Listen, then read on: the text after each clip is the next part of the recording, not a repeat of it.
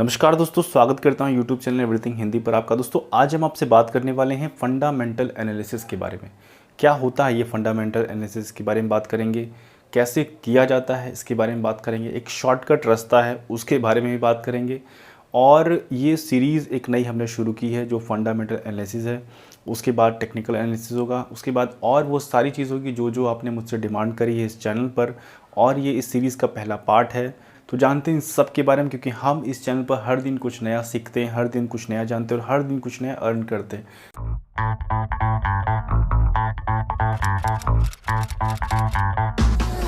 तो दोस्तों मैं हूं अजय और आज हम आपसे बात करने वाले हैं फंडामेंटल एनालिसिस के बारे में।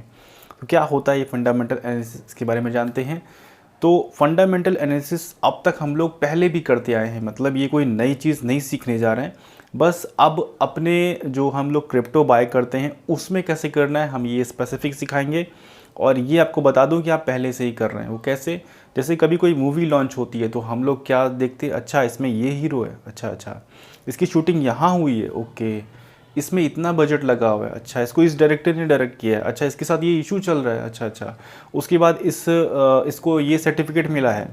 तो ये सारा एनालिसिस करने के बाद तब हम लोग क्या करते थे, उस पिक्चर का टिकट खरीदते थे। अभी नहीं, 2020 मार्च से पहले की बात है। अब तो मामला धीरे धीरे बदल रहा है, पहले की बात है, 20 से पहले ये सीन होता था। तो यानी कि फंडामेंटल एनालिसिस तो हम लोग पहले से ही करते आए हैं। हर एक का अपना अपना अलग एनालिसिस होता है। किसी को अपनी शॉप खोलनी होती है कोई चीज़ की, तो वो उस हिसाब से करता है कि मुझे इस लोकेशन पर ये दुकान अगर खोलूँगा तो बहुत अच्छी चलेगी, खुद ब खुद चलेगी। और इस चीज़ का बिज़नेस करूँगा तो अच्छा चलेगा, इस समय खोलूँगा, इस समय लंच करूँगा, इस समय ये करूँगा, इस समय सामान यहाँ से लूँगा और डिस्काउंट इतना दूंगा। ये सारा एनालिसिस तो हम लोग पहले भी अपनी लाइफ में कर ही रहे, लेकिन अब ये एनालिसिस करना होगा हमको उसमें जिसमें कि हम अपना थोड़ा सा मतलब मन से क्रिप्टो को करते हैं कि यार मैं अगर इसमें 1000 लगाया हूँ तो 1000 का 1500 2000 कैसे करूँ, उसके लिए एनालिसिस करेंगे। क्योंकि ये फंडामेंटल एनालिसिस सब चीज़ का एकदम मतलब बाप कह सकते हैं। वो कैसे, अभी वीडियो में आप समझेंगे। दरअसल फंडामेंटल एनालिसिस की ज़रूरत क्यों पड़ती है? ज़रूरत इसलिए पड़ती है कि जब हम कोई किसी चीज़ में लॉन्ग टर्म के लिए प्लानिंग कर रहे होते हैं। शॉर्ट टर्म की बात किया जाए तो इतना एनालिसिस ज़रूरत है, लेकिन इतना नहीं।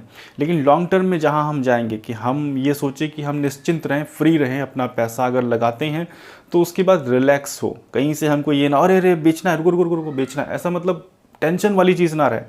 तो इसलिए हम लोग करते हैं फंडामेंटल एनालिसिस। तो फंडामेंटल एनालिसिस से हम लोग क्या प्रेडिक्ट करते हैं कि फ्यूचर में इसकी क्या परफॉर्मेंस हो सकती है, यानी कि लॉन्ग टर्म विजन जब हमारा होता है तब हमको ज़रूरत पड़ती है फंडामेंटल एनालिसिस की।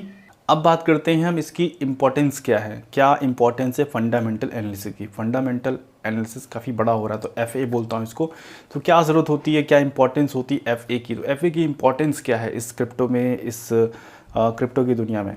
तो क्रिप्टो में इस FA की इम्पोर्टेंस ये है कि मतलब जो FA है और जो TA है यानी टेक्निकल एनालिसिस जो है वो किस किस यूज़ में आते हैं। अब सोचिए, समझिए, यहाँ पर जो FA है उसका विजन होता है लॉन्ग टर्म। जब आपको लॉन्ग टर्म के लिए जाना है तब FA देखेंगे तो आपका सारा काम हो जाएगा। कि हम सपोज़ बिटकॉइन में लगाने जा रहे हैं तो बिटकॉइन क्यों बनाया गया, क्या इसका यूज़ है, ये सारी चीज़ें अगर हम देखेंगे तो लॉन्ग टर्म में हमको मालूम होगा कि बिटकॉइन कल को ये होने वाला है, क्योंकि उसका हमने पूरी जन्म कुंडली निकाल ली है। और यही वहीं पर आगे नेक्स्ट हम बात करते हैं TA की। तो TA का मतलब होता है कि ये पिछले कुछ दिनों में क्या परफॉर्म किया था, उससे पहले क्या परफॉर्म किया था, उससे पहले क्या परफॉर्म किया था, उस हिसाब से यहाँ पर नेक्स्ट एवरेज में वो परफॉर्मेंस दिखा सकता है, ऐसा ये अनुमान लगाया जाता है और लगभग उसी हिसाब से वो परफॉर्मेंस करता है।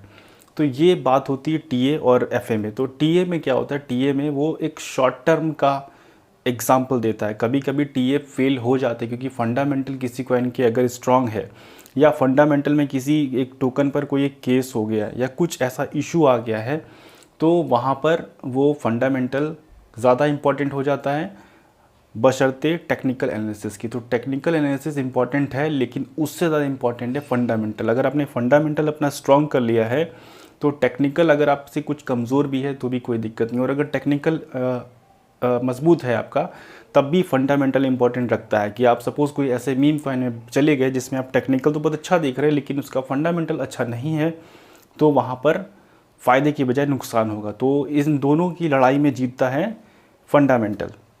तो अभी ये दोनों चीज़ हम कवर करेंगे। उसके बाद एंड में सब जब सारी पूरी सीरीज़ ख़त्म हो जाएगी तो हम लोग कंक्लूजन में बात करेंगे कि कैसे कौन सा इंपॉर्टेंट अब आपको यूज़ करना है। तो अब बात करते हैं इस FA को कैसे आपको यूज़ करना है, कैसे आप अपने लिए FA कर सकते हैं, फंडामेंटल एनालिसिस कर सकते हैं, उसके बारे में अब बात करते हैं।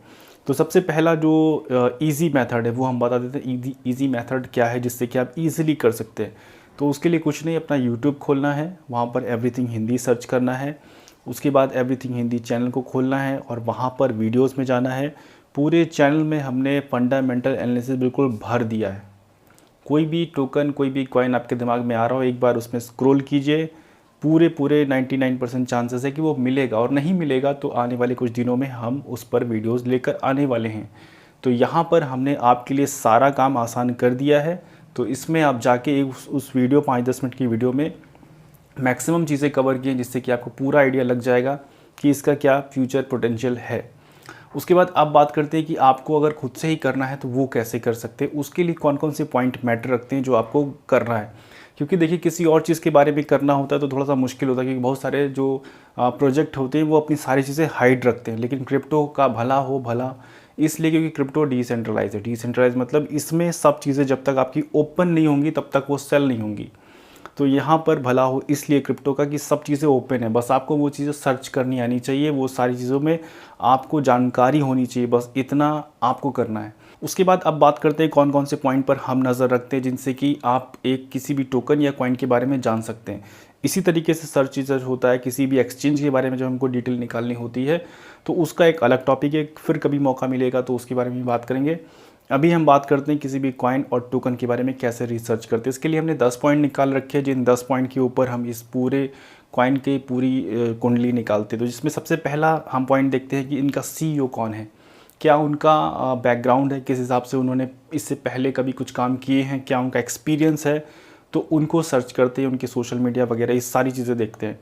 उसके बाद उनका ये देखते हैं कि ये अब इनकी कुछ हिस्ट्री है, जैसे सपोज़ BNB है तो इसकी पुरानी हिस्ट्री क्या है, बिटकॉइन है इसकी पुरानी हिस्ट्री क्या है, इथेरियम इसकी पुरानी हिस्ट्री क्या है। तो वो हिस्ट्री पूरी निकालते हैं कि हिस्ट्री में इनका कैसा एक्सपीरियंस था, ये सारी चीज़ें। उसके बाद फिर इनका प्रोजेक्ट क्या है, क्या प्रोजेक्ट ये लेकर आ रहे हैं, कौन सी प्रॉब्लम सॉल्व करने के लिए आ रहे हैं। क्योंकि जब कभी भी कोई भी टोकन मार्केट में डिमांड होती है वो इसलिए होती है कि आप ये प्रॉब्लम सॉल्व कर रहे हैं।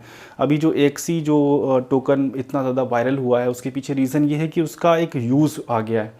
अब आपको उस गेम में खेलना है तो XC पहले ख़रीदना है, उसके बाद उसमें आगे प्ले करना है। तो इस तरीके से जब उस कॉइन का यूज़ होगा तो उसकी डिमांड बढ़ेगी, डिमांड बढ़ेगी तो प्राइस बढ़ेगा, और प्राइस बढ़ेगा तो हम सबको फ़ायदा होगा, नहीं तो हम लोग उसको यूज़ ही क्यों कर रहे हैं। उसके बाद नेक्स्ट पॉइंट आता है रोड मैप की। रोड मैप मतलब हर अगले कुछ टाइम फ्रेम में क्या क्या इन्होंने अपने रोड मैप सेट कर रखे कि इस समय मेरा ये आ जाएगा, अगर वो हार्ड फोक होगा तो वो इस समय होगा। मतलब एक पूरी प्लानिंग होती है कि इस समय हमारी चीज़ें होंगी। तो अभी जितना समय ये बीता है इस टोकन को मार्केट में लॉन्च हुए तो उन्होंने उस समय में क्या वो चीज़ें कंप्लीट की हैं या अभी ऐसे ही बातचीत में चल रहा है। उसके बाद कि कैसे ये इम्प्लीमेंट करते हैं, कि मतलब जो इन्होंने रोड मैप रखा है क्या वो इम्प्लीमेंट कर भी पा रहे हैं, जो इवेंट इन्होंने डिसाइड किया था क्या वो ज़्यादा डिले हो रहा है, क्या वो अपने माइनर्स को मना नहीं पा रहे हैं, क्या वो जो सिस्टम लॉन्च किए थे कि इस हिसाब से मैं मार्केट में आऊँगा, इस हिसाब से मैं एक्सचेंज पर लिस्ट हो जाऊँगा। बहुत सारे लोग अनाउंस करते हैं कि मैं इस समय ये इस लिस्ट पर आ जाऊँगा, यहाँ पर हो जाऊँगा। क्या वो सारी चीज़ें चल रही, इम्प्लीमेंट भी हो रही है कि नहीं, मार्केट में उनको कुछ एक्सेप्टेंस है कि नहीं। उसके बाद वो किस ब्लॉकचेन पर हैं, जैसे इथेरियम की हैं, बाइनेंस की हैं, सोलाना की हैं या किसी और ब्लॉकचेन पर हैं, तो वो ब्लॉकचेन का क्या फ्यूचर है। सपोज अभी इथेरियम की जो ब्लॉकचेन है उसको जल्दी कोई यूज़ नहीं कर रहा है, क्यों? क्योंकि वो जान रहे हैं कि जब तक इथेरियम 2.0 नहीं आ जाता तब तक इथेरियम अभी सो रहा है। तब उस समय तक अभी लोग कौन कौन सी ब्लॉकचेन, सोलाना की ब्लॉकचेन यूज़ कर रहे हैं, बाइनेंस की ब्लॉकचेन यूज़ कर रहे हैं, या और कोई जो उनको पसंद आ रही वो ब्लॉकचेन यूज़ कर रहे हैं। तो यानी कि कौन सी ब्लॉकचेन वो अभी यूज़ कर रहे हैं। उसके बाद नेक्स्ट पॉइंट जो हम गौर करते हैं उसका नाम है टोकोनॉमिक्स, यानी कि किसी भी टोकन यानी किसी भी कॉइन का जो टोकोनॉमिक्स होता है, यानी कि वो आप तक पहुंचने से पहले कितनी बार सेल हुए, कितना % सेल हुए, कब कब सेल हुए, क्यों सेल हुए, कितना पैसा उनसे आया, वो सारी चीज़ें हम कवर करते हैं। और उसके बाद ये पॉइंट और टोकोनॉमिक्स का, उसके बाद उनकी परफॉर्मेंस, नेक्स्ट पॉइंट आया परफॉर्मेंस का। जो उन्होंने टोकन लॉन्च किया था मार्केट में वो ऊपर गया, उसके बाद क्या धड़ाम से नीचे हो गया, जैसे ICP के साथ हुआ था। तो ऐसा हुआ तो क्यों हुआ, मार्केट में परफॉर्मेंस है या उसको रिजेक्ट किया गया है तो क्यों किया गया है। उसके बाद एक ऐसी चीज़ हम लास्ट सर्च करते हैं, जिस लास्ट नहीं सेकंड लास्ट है ये। उसके बाद एक एक्स्ट्रा पॉइंट कि कोई कंट्रोवर्सी तो नहीं हुई है इस टोकन को लॉन्च होने के बाद, एक एक्स्ट्रा है, कई सारे में होता है कई सारे में नहीं होता है। उसके बाद एक लास्ट जो ऑप्शन है, जो 10th ऑप्शन है, उसमें हम सर्च करते हैं कि सोशल मीडिया पे क्या एक्टिविटी है। मतलब सोशल मीडिया है, हरी भरी है, फॉलोअर हैं, वो एक सेकेंडरी चीज़ है, उसमें क्या एक्टिविटी है। फॉलोअर कम है कोई बात नहीं, लेकिन उनमें एक्टिविटी क्या है, क्या वो अपडेट दे रहे हैं हफ्ते में 7 दिन में 4 दिन 5 दिन अपडेट दे रहे हैं, किस हिसाब से उनके ट्वीट हो रहे हैं, किस हिसाब से उनके रीट्वीट हो रहे हैं, क्या क्या चीज़ें हो रही, वो सारी चीज़ें इस वीडियो में हम उसमें हम लोग देखते हैं। तो दोस्तों ये सारे पॉइंट है, अगर आप भी कोई पॉइंट अगर सर्च करते हो जो मैंने मिस किया हो तो मुझे कमेंट में बताइए, ताकि हम आगे से नेक्स्ट वो भी पॉइंट आपके लिए कवर करूं इस अपनी वीडियो में जो भी हम रिसर्च करते हैं।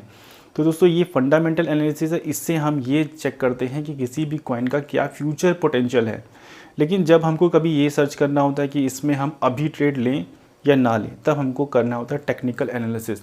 तो उस समय हम लोग टेक्निकल एनालिसिस करते हैं। नेक्स्ट जो वीडियो आएगी, जब कभी भी आएगी, जब कभी मतलब सीरीज़ में आएगी, तो उस समय हम लोग टीए की शुरुआत करते हैं, क्योंकि आप सबकी बहुत अच्छी डिमांड थी, काफ़ी ज़्यादा डिमांड थी, तो उसको अब जल्दी से शुरुआत करते हैं। तो दोस्तों ये वीडियो थी, उम्मीद करता हूँ वीडियो आपको पसंद आई होगी। अगर वीडियो पसंद आई तो वीडियो को लाइक कीजिए, चैनल को सब्सक्राइब कीजिए। वीडियो देखने के लिए बहुत बहुत धन्यवाद। थैंक यू सो मच दोस्तों।